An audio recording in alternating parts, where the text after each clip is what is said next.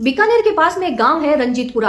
रंजीतपुरा की एक लड़की अपने घर से 2 किलोमीटर दूर स्कूल में 8वीं बोर्ड की परीक्षा देने के लिए जाती है। वो एक पेपर दे चुकी होती है, दूसरा पेपर देने के लिए जाती है, लेकिन वो घर से तो पेपर देने के लिए निकलती है परंतु स्कूल नहीं पहुंचती है। जब स्कूल के टीचर घर वालों को फोन करते हैं कि आपकी बेटी आज पेपर देने नहीं आई, तो घर वाले बड़े ही परेशान होते हैं क्योंकि बेटी तो घर से पेपर देने के लिए निकली थी। आखिर में तलाश शुरू होती है और तलाश खत्म होती है गाँव के थोड़ी दूर बाहर एक झाड़ियों के पास में, जहां पर उनकी बेटी की लाश मिलती है। मुंह के अंदर रेत भरी हुई, गला घोटा हुआ, कपड़े अस्त व्यस्त। सोचिए क्या बीती होगी उन परिजनों पर जब उन्होंने अपनी बेटी को ऐसी हालत में देखा होगा, एक 13 साल की बच्ची। परंतु किसी को भी नहीं पता चलता कि आखिर बच्ची के साथ हुआ क्या। पुलिस को खबर की जाती है, पुलिस आती है, छानबीन करती है, देखती है, परंतु कोई सुराग नहीं मिलता है। आखिर में बच्ची के पास में एक लॉकेट मिलता है लकड़ी का। पुलिस उस लॉकेट को उठाती है और पूछताछ करती है कि ऐसा लॉकेट कौन पहनता है। लोग बताते हैं कि बच्ची के घर से 2 खेत दूर रहने वाला एक लड़का ऐसा ही लॉकेट पहनता है।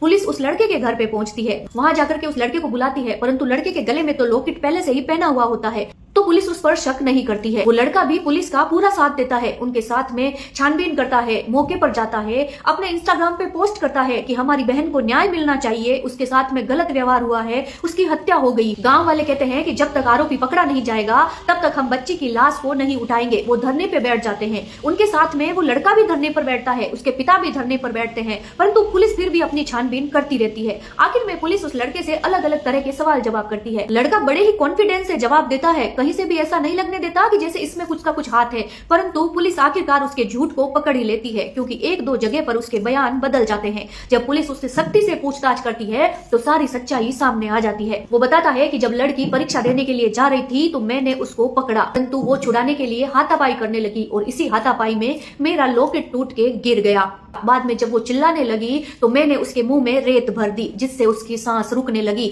परंतु सांस नहीं रुकी थी, बच्ची सिर्फ बेहोश हो गई थी। मैं उसे वहीं छोड़ के गांव की तरफ भागने लगा, परंतु थोड़ी दूर भागने पर मुझे लगा कि अगर वो जिंदा बच गई तो लोगों को सारी सच्चाई बता देगी, इसलिए मैं वापस आया और मैंने उसी लड़की के दुपट्टे से उसका गला घोट दिया और उसकी जान ले ली। उसके बाद में मैं आराम से अपने घर गया, अपने कपड़े चेंज किए और ऐसा ही मेरे पास एक दूसरा लॉकेट था, उसको मैंने पहन लिया।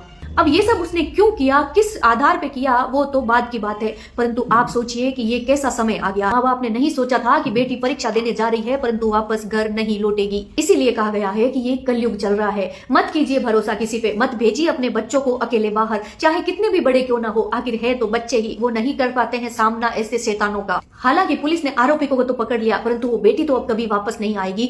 अब मुकदमे चलेंगे, पेशियां होंगी, सुनवाई होगी और मामला आगे आगे बढ़ता जाएगा और धीरे धीरे ठंडा पड़ जाएगा।